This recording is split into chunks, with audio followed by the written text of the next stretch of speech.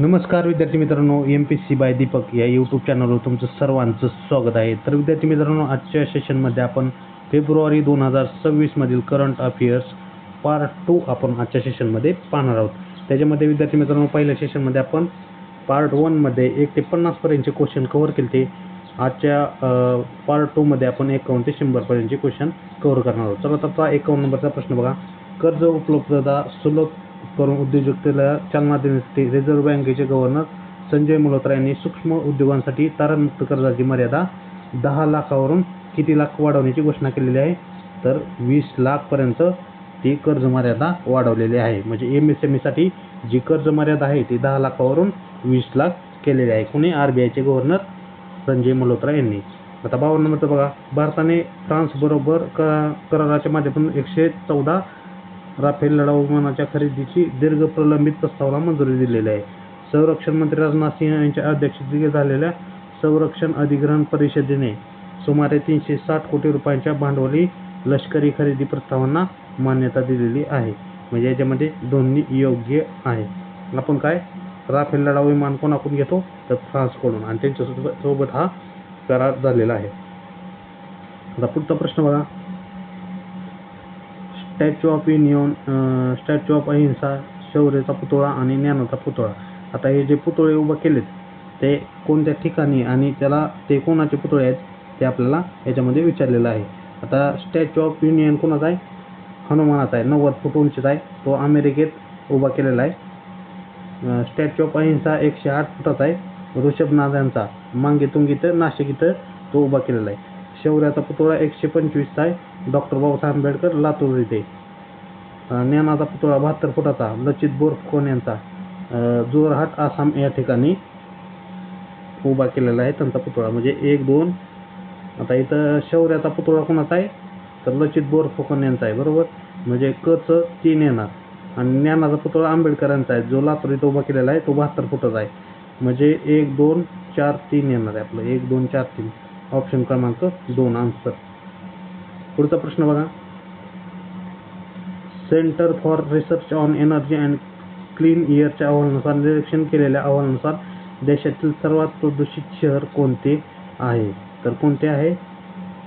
गाझियाबाद हे देशातील सर्वात प्रदूषित शहर आहे.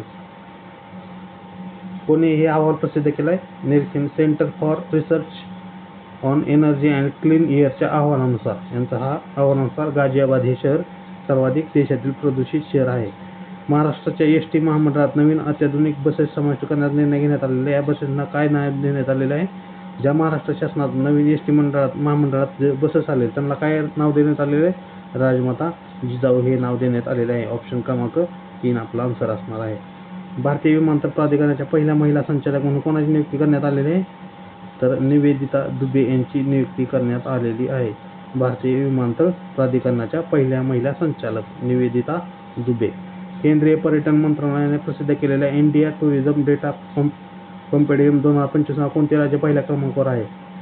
कोणते? इंडिया टुरिझमसाठी महाराष्ट्र राज्य हे पहिल्या क्रमांकावर आहे 2025 साठी. पुढचा प्रश्न बघा. नवी दिल्ली येथे झालेल्या आशियाई शूटिंग चॅम्पियनशिपमध्ये मनू भाकरने कोणते पदक जिंकले? तर 25 मीटरमध्ये रौप्य पदक जिंकले मनू भाकर याने. मनू भाकर कशासाठी प्रसिद्ध आहे? तर ती ह्याच्यात नेमबाजीसाठी, नेमबाजी एक खेळासाठी ती प्रसिद्ध आहे. 13वे भारत किर्गिस्तान संयुक्त लष्करी सराव खंजर 3. खंजर काय? 13 कोणत्या राज्यात होणार आहे? तर आसाममध्ये. आता आपल्याला महत्त्वाचं ह्याच्यात काय? खंजर हा सराव भारत आणि कोणत्या देशासोबत होतो? तर किर्गिस्तान या देशासोबत आपण खंजर हा सराव, लष्करी सराव आयोजित केलेला असतो. महिला प्रीमियर लीग 2026 खालीलपैकी कोणत्या संघाने जिंकली? तर कोणत्या? RCB म्हणजेच बेंगळुरू या संघाने जिंकलेली आहे 2026. ऑप्शन क्रमांक 4. पुढचा बघा. हिवाळी ऑलिम्पिक 2026 कोठे आयोजित केले गेले आहे? तर 2026 इटली या ठिकाणी. 2026 इटली या ठिकाणी आयोजित केलेले आहे. ऑप्शन क्रमांक 3 आपलं बरोबर असणार आहे. साफो 19 महिला फुटबॉल कप कोणी जिंकला? तर आपल्या भारताने जिंकलेला आहे. उपविजेता कोण आहे? बांगलादेश. विजेता आपला भारत आहे. भारतात पहिले सार्वभौम AI पार्क तमिळनाडू राज्यात स्थापन केले जाईल. नीती आयोगाने जाहीर केलेला निर्यात तयारी निर्देशांक 2024 मध्ये महाराष्ट्र राज्य प्रथम क्रमांकावर आहे.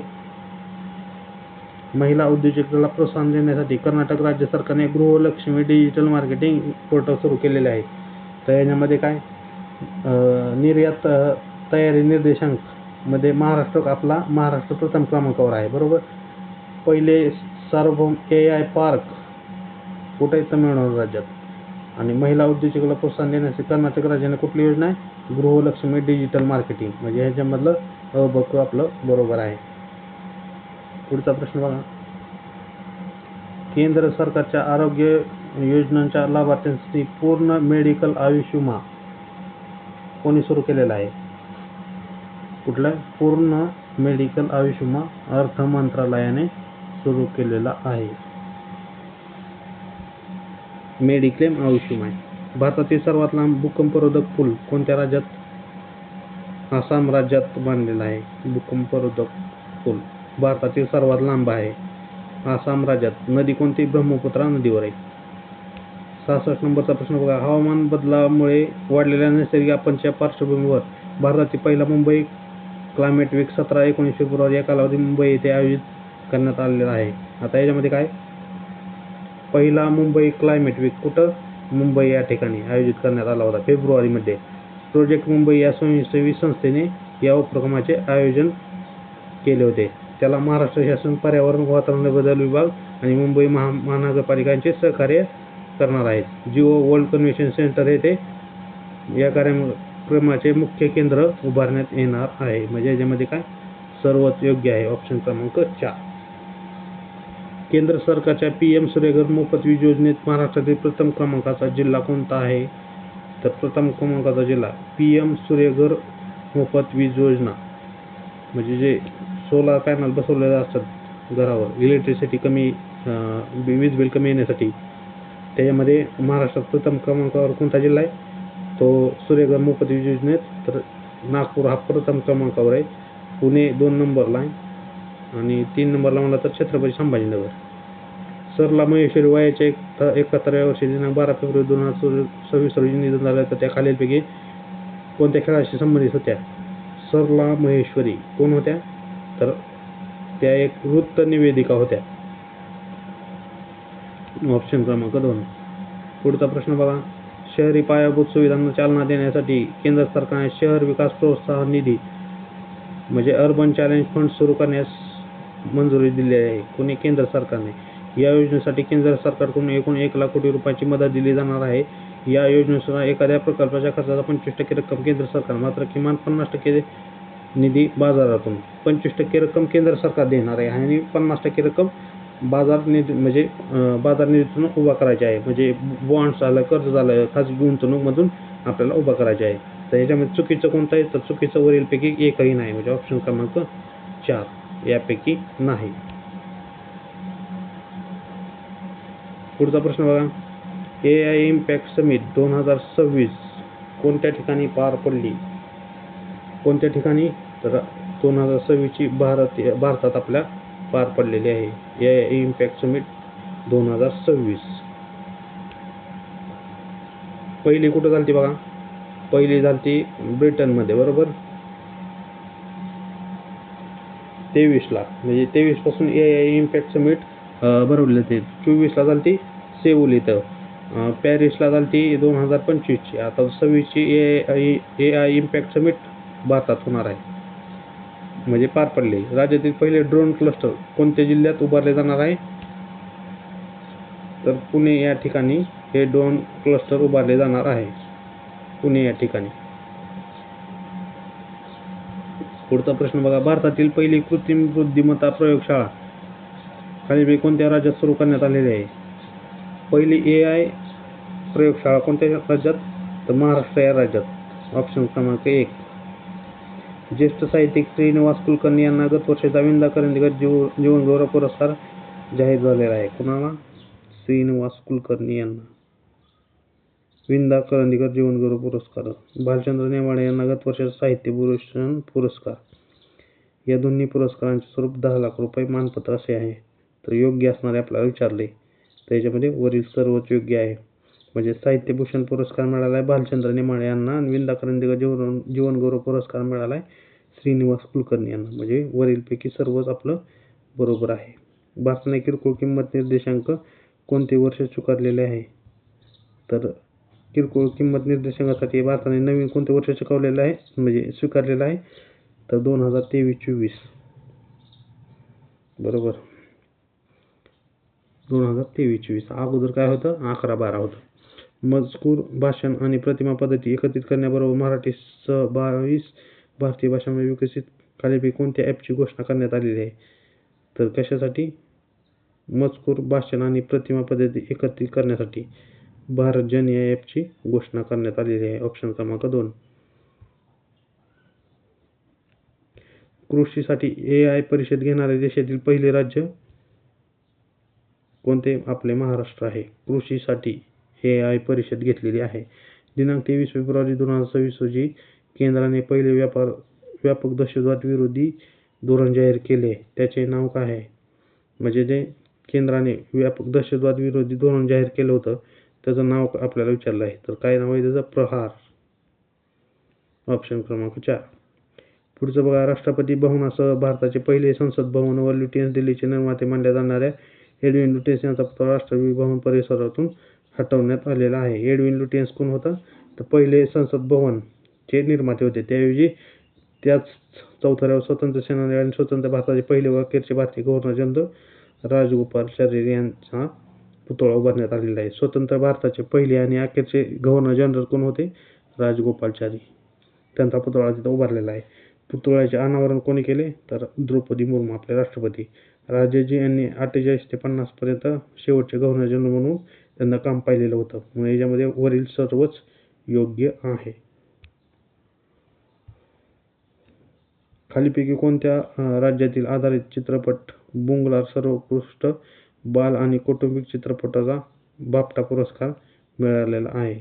आता कोणत्या राज्यातील म्हणले बुंग हा चित्रपट आहे त्याला सर्वोत्कृष्ट बाल आणि कौटुंबिक चित्रपटाचा बाफ्टा पुरस्कार भेटलेला आहे. तर बुंग हा कुठल्या राज्यातील आहे? मणिपूर या राज्यातील आधारित चित्रपट आहे तो बुंग. ऑप्शन क्रमांक 3. पुढचं बघा. भारताचे जगातील विविध देशांशी असलेले संसदीय संबंध अधिक मजबूत करण्याच्या उद्देशाने दिनांक 23 फेब्रुवारी 2026 लोकसभा अध्यक्ष ओम बिर्ला यांनी 60हून अधिक देशांशी संवाद साधण्यासाठी खालीलपैकी कोणत्या गटाची स्थापना केलेली आहे? तर जे बाहेरचे संसद आहे त्यांच्याशी म्हणजे 60हून अधिक देशांशी संवाद साधण्यासाठी ते कोणत्या गटाची स्थापना? संसदीय मैत्री गट या गटाची स्थापना केलेली आहे. ऑप्शन क्रमांक 1. देशात पहिल्यांदाच नदीखालील वाहने आणि रेल्वे दोन्ही एकाच वेळी धावतील. आसाममधील ब्रह्मपुत्रा नदीखाली हा प्रमुख पायाभूत सुविधा प्रकल्प राबवला जाईल. आसाममध्ये गोहपूर आणि नुमालीगड दरम्यान ब्रह्मपुत्रा नदीखाली 34 किलोमीटर लांबीचा ट्विन ट्यूब रोड क्रम रेल्वे प्रकल्प सुरू करण्यात आलेला आहे. आता पहिला नदीखालील प्रकल्प खातो आसाममध्ये ब्रह्मपुत्रा नदीखाली. हे एवढं आपल्याला महत्त्वाचं आहे. एकूण किती लांबी? 34 किलोमीटर. तर याच्यामध्ये अ, ब, क आपल्याला योग्य आहे. ऑप्शन क्रमांक 4. मुंबई कोस्टल रोडवर भारतातील पहिला म्युझिकल रोडचे उद्घाटन खालीपैकी कधी करण्यात आले? तर 11 फेब्रुवारी 2026ला त्याचं उद्घाटन करण्यात आलेलं होतं. त्याच्यामध्ये गाणं कोणता आवाज ऐकू दे? तर जय हो हा सॉन्ग आपल्याला ऐकू येते. भारतातील पहिली ब्रिक्स शेर्पा बैठक खालीलपैकी कोठे पार पडली? तर दिल्ली या ठिकाणी ही बैठक पार पडलेली आहे. दिल्ली या ठिकाणी पहिली ब्रिक्स शेर्पा बैठक. महिला शांतता आणि सुरक्षा निर्देशांकानुसार 2025 भारताचा क्रमांक खालीलपैकी तो आहे. महिला शांतता आणि सुरक्षितता मध्ये भारत कितवा आहे? 181वा. म्हणजे ऑप्शन क्रमांक 1.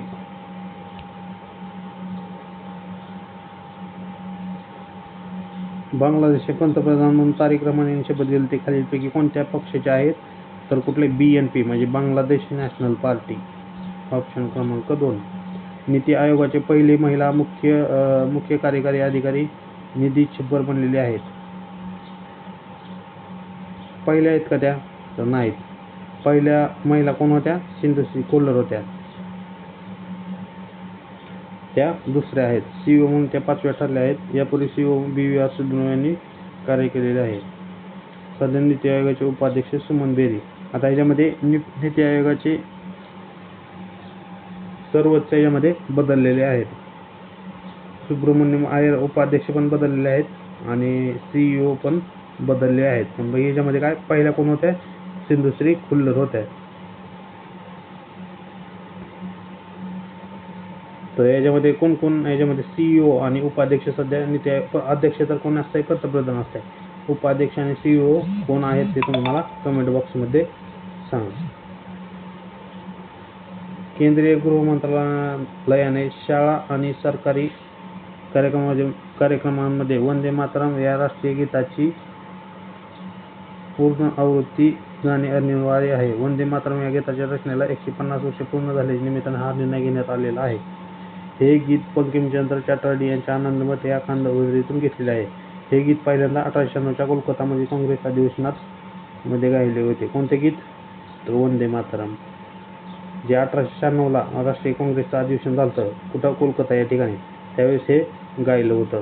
कुठून घेतलेलं आहे? बंकिमचंद्र चटर्जी यांच्या आनंदमठ या कादंबरीतून हे घेतलेलं आहे. त्यालाच काय 150 वर्ष पूर्ण झालेले आहेत.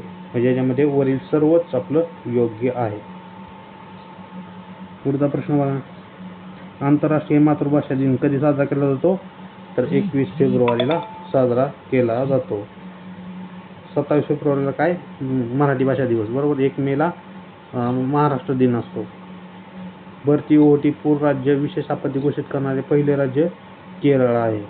भरती ओहोटी पूर राज्य विशेष म्हणजे भरती ओहोटी आले की त्याला काय राज्य विशेष आपत्ती घोषित करणारे पहिले राज्य कोणते? केरळ. केरळ सरकारने महिलांच्या सुरक्षिततेसाठी आणि आर्थिक सक्षमीकरणासाठी स्त्री सुरक्षा योजना सुरू केलेली आहे. भारतातील पहिले स्वतंत्र आणि शहरी धोरण केरळ राज्याने मंजूर केले आहे. भारतातील पहिला AI लिव्हिंग लॅब 16 फेब्रुवारी 2026 रोजी मुंबई येथे सुरू करण्यात आलेले आहे. 68वी महाराष्ट्र कुस्ती स्पर्धा वाघोली पुणे येथे होणार आहे. केंद्र सरकारच्या नवीन सेवा उपक्रम डिजिटल प्लॅटफॉर्म माध्यमातून सुरू करण्यात येणार आहे. तर याच्यामध्ये आपण पाहिलं होतं तर काय पहिला स्वतंत्र आणि शहरी धोरण कोणी? केरळने, बरोबर. महिलांच्या सुरक्षेसाठी आणि आर्थिक सक्षमीकरणासाठी स्त्री सुरक्षा योजना कोणी? केरळ सरकारने आणलेली आहे. पहिली AI लिव्हिंग लॅब कुठे? मुंबई येथे. AI लिव्हिंग लॅब मुंबई या ठिकाणी. 68वी महाराष्ट्र केसरी कोणत्या ठिकाणी?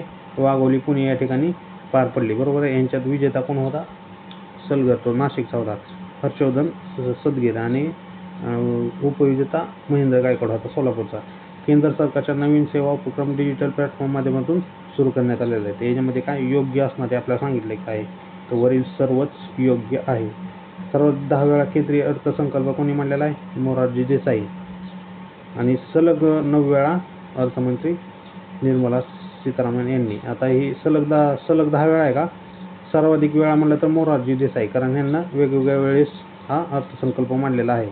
आणि सलग सर्वाधिक वेळा जास्त कोणी मांडलाय? तर निर्मला सीतारामन यांनी सलग 9 वेळेस मांडलेला आहे. म्हणजे याच्यामधले इथं काय बघा मांडला नाही आपल्याला विचारलेलं आहे, तर हे चूक आहे. मांडला आहे पाहिजे होतं इथं. म्हणजे काय इथं ब योग्य आहे, फक्त ब योग्य आहे, कारण अयोग्य दिलेलं आहे. तर नाही तर आहे पाहिजे होतं. पुढचा प्रश्न बघा. केंद्रीय अर्थसंकल्पात पूर्वीचे 5, 12, 18 आणि 28 असे पूर्वीचे 4 स्लॅब विलीन करून आता 5 आणि 18% असे 2 मुख्य स्लॅब ठेवण्यात आलेले आहे. 5 आणि 18 म्हणजे 12 आणि 28% हे जो स्लॅब आहे तो आता काढून टाकण्यात आलेला आहे आणि 5 आणि 18% ठेवलेला आहे. यंदाच्या केंद्रीय अर्थसंकल्पात आरोग्य सेवा क्षेत्रात डिजिटल पायाभूत सुविधांना प्रोत्साहन देण्यासाठी खालील कोणत्या योजना सुरू करण्यात आलेल्या? तर कोणती? बायोफार्म शक्ती योजना. बायोफार्म शक्ती योजना सुरू करण्यात आलेली आहे. डिजिटल म्हणजे आरोग्य सेवा क्षेत्रात डिजिटल पायाभूत सुविधांना प्रोत्साहन देण्यासाठी केंद्रीय अर्थसंकल्प 2026 नुसार खालीलपैकी कुठे मानसिक आरोग्य संस्थेची स्थापना करण्यात आलेली आहे? National institute of mental health and neuroscience कुठं? रांची या ठिकाणी. कुठं? झारखंडमध्ये. केंद्रीय अर्थसंकल्प 2026 नुसार सर्वाधिक प्राप्ती कोणत्या कर संकलनातून होणार आहे? कर्ज आणि इतर दायित्वांमधून सर्वाधिक प्राप्ती होते. कर्ज आणि इतर दायित्व. ऑप्शन क्रमांक 4.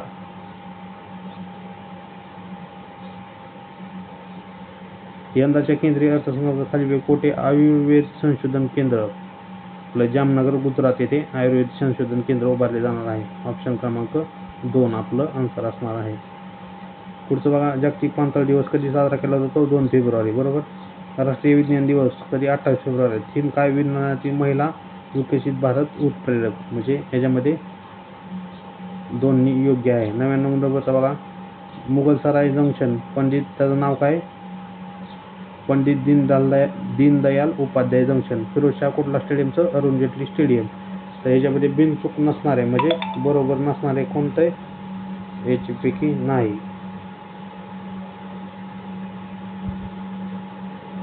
यापैकी नाही बरोबर नाही. आता शेवटचा प्रश्न बघा, स्वतःच्या आर्थिक सर्वेक्षण अहवाल सादर करणारे भारतातील पहिले राज्य कुठले? उत्तर प्रदेश.